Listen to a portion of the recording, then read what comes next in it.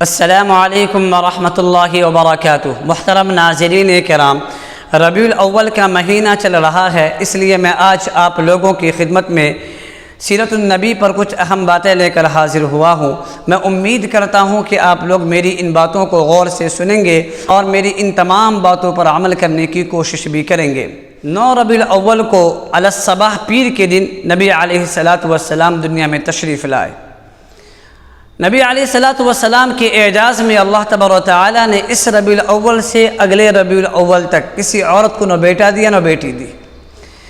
جب نبی علیہ السلام کی ولادت ہوئی تو حضرت آمنہ نے نبی علیہ السلام کو گود میں اٹھایا اور آپ بار بار فرما رہی تھی، یہ بچہ کیسا ہے، یہ بچہ کتنا حسین ہے، یہ بچہ کتنا خوبصورت ہے۔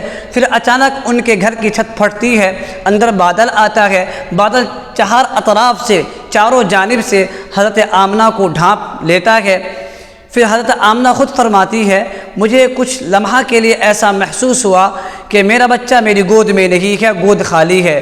پھر اس بادل سے آواز آئی، طوفوا بہ مشارق الارض و مغاربہا، اس بچہ کو اٹھاؤ، مشرق و مغرب میں پھراؤ، شمال و جنوب میں پھراؤ، سمندر کے تہوں میں لے جاؤ، ہر جاندار کے سامنے لے جاؤ، لیعرفوا باسمہ و نعتہ و صورتہ، کہ تمام دنیا اس کے نام و نشان کو پہچان لے۔ ان کو آدم کا خلق دو، شیش کی معرفت دو، نوح کی شجاعت دو، ابراہیم کی دوستی دو، اسماعیل کی زبان دو، اسحاق کی رضا دو، صالح کی فصاحت دو، لوط کی حکمت دو، موسیٰ کی سختی دو، ایوب کا صبر دو، یونس کی اطاعت دو، یوشع کا جہاد دو، داود کی آواز دو، دانیال کی محبت دو، الیاس کا وقار دو، یحییٰ کی پاک دامنی دو، اور عیسیٰ بن مریم کا زہد عطا کرو۔ وَاغْمِسُوهُ فِي أَخْلَاقِ النَّبِيِّينَ، تمام انبیاء علیہم السلام کے اخلاق مطہرہ میں ان کو غوطہ دو۔ اگرچہ یہ روایت سند کے اعتبار سے کمزور ہے، لیکن جن علماء نے اپنی کتابوں میں اس روایت کو جگہ دی ہے،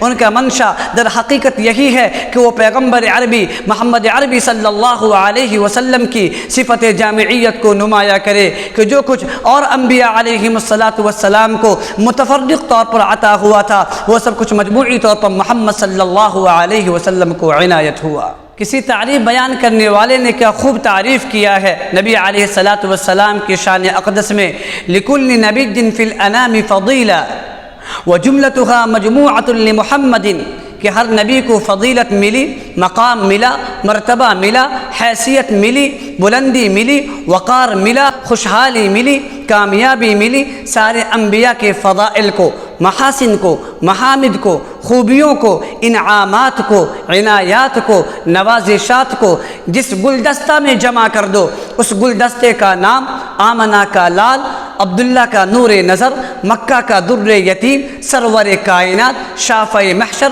وجہ کائنات، افضل الرسل، سید الانبیاء، سید الاتقیاء، امام المجاہدین، امام المبلغین، محمد عربی صلی اللہ علیہ وسلم ہے۔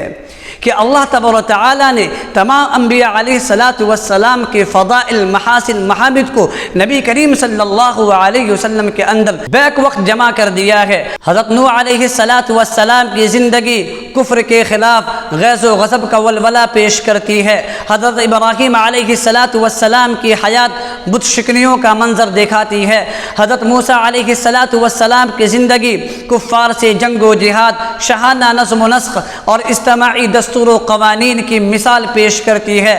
حضرت عیسیٰ علیہ السلام کی زندگی صرف خاکساری، تواضع، عفو و درگزر اور قناعت کی تعلیم دیتی ہے۔ حضرت سلیمان علیہ السلام کی زندگی شاہانہ اولی العزمیوں کی جلوہ گاہ ہے۔ حضرت ایوب علیہ السلام کی حیات صبر و شکر کا نمونہ ہے۔ حضرت یونس علیہ السلام کی سیرت ندامت اور اعتراف کی مثال ہے۔ حضرت یوسف علیہ السلام کی زندگی قید و بند میں بھی دعوت حق اور جوش تبلیغ کا سبق ہے۔ حضرت داؤد علیہ السلام کی حیات حمد و ستائش اور دعا وزاری کا صحیفہ ہے۔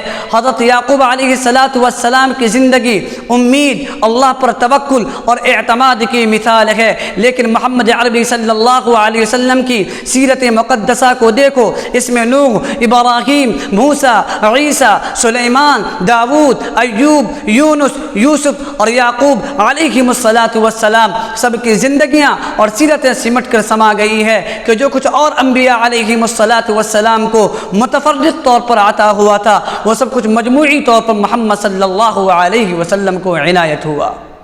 جو نبی علم کے اعتبار سے، اخلاق کے اعتبار سے، اوصاف کے اعتبار سے، حسن کے اعتبار سے، محاسن و محامد کے اعتبار سے کامل ہے، اس نبی پر تو ہر انسان کو مر مٹنا چاہیے، ہر اداؤں کو اپنانا چاہیے، ان کے لیل و نہار کو اپنانا چاہیے۔ اللہ تبارک و تعالیٰ نے انسان کی مکمل کامیابی محمد عربی صلی اللہ علیہ وسلم کی اتباع میں رکھی ہے۔